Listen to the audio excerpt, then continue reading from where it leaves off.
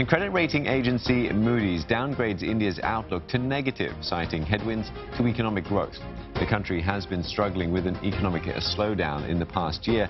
In the second quarter of the year, India's GDP grew at just 5% year-on-year, the slowest since 2013. Now, for more on this, we're joined by Dr. Dipinder S Randhawa, a senior research fellow at the Institute of South Asian Studies at the National University of Singapore. Thank you for joining us. Firstly, what do you make of the Moody's downgrading? Was this expected, or are there concerns about the economy unfounded? Thank you for having me. No, I don't think it was unexpected. The writing was on the wall for a while. Reading essentially is looking ahead into the future, and the main concern is, can the government finance its expenditures? And the fiscal deficit, I mean, if you look at the cumulative between the states and the center, that's been going up. It's nearly 9% now. Beyond that, there's been a slow loss of confidence in policy making. There was a lot of hope when the government was elected earlier that they'd carry out a very comprehensive reform program, basically to unshackle the economy. Much of that promise has not materialized. And so that's impaired confidence in the future as well. Beyond that, agriculture has been hurting. A large part of the Indian economy, nearly half the population, depends on agriculture.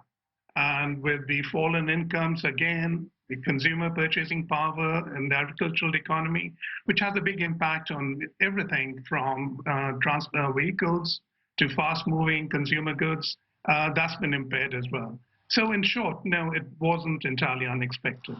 Dr. Dipinder, on the point of the loss of confidence that you mentioned, Moody's has placed a significant emphasis on the ineffectiveness of Prime Minister Narendra Modi's government to address the weak economy. They've refuted that. Do you agree with this? I think in some measure I would, and that's been reflected also in industry. There's some very basic problems that are plaguing the economy. GST, for instance, the general sales tax, was really needed. And it sort of integrates the entire economy instead of having barriers across states. The implementation has been less than desirable. There are a multitude of layers which have complicated things for small businesses. Beyond that, I mean, policy making, in a sense, has become a bit too centralized.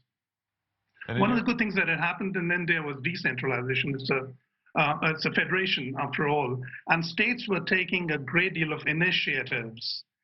But that's been impaired to some extent. But the silver lining is that states are still continue to take initiatives. They're differentiated. They don't completely depend on New Delhi. So there are wide differences emerging across states, particularly the southern states, which you're very familiar with in Singapore. They've been a lot more proactive, in a sense. So they can help to break out of the morass.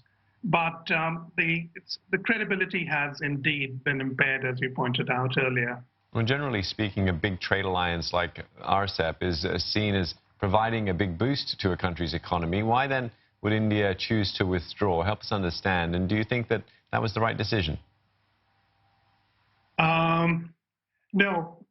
In a single word, no, I don't think it is the right decision. There was a lot of hope and a lot of quarters that India would finally take the plunge. But the enduring concern and the deep-rooted concern is about dumping, and particularly vis-a-vis China. So there's been experience even with anti-dumping measures. In the case of steel, the market's been saturated and a lot of domestic consumers were hurt.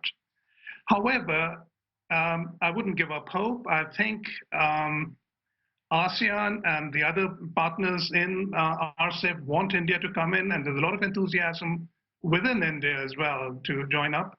So we hope that, doors not closed, certainly, that these issues can be resolved in negotiations and talks that take place between now and next year. Dr. Dipinder, Narendra Modi's reputation, particularly among his supporters, is pretty watertight. They love him.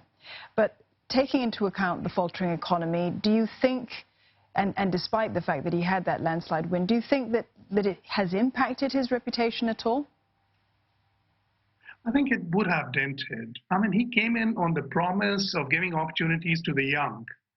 And one of the themes was, instead of depending on the state for handouts, he would empower them to take actions on their own, to start up businesses, to get a good education, and go out in the world and carve out their own ways, which is what youth would hope for. That has not materialized. And it's not Mr. Modi alone who's to blame. I mean, this is the legacy of decades of protection and fundamental structural weaknesses that do need to be addressed. And one really hopes that these are issues that are going to be taken up in the not too distant future. In fact, in the immediate future, they need urgent attention. All right, Dr. Dipinder, thank you very much for your thoughts on this. We've been speaking there to Dr. Dipinder S Randhawa. He is Senior Research Fellow at the Institute of South Asian Studies at NUS.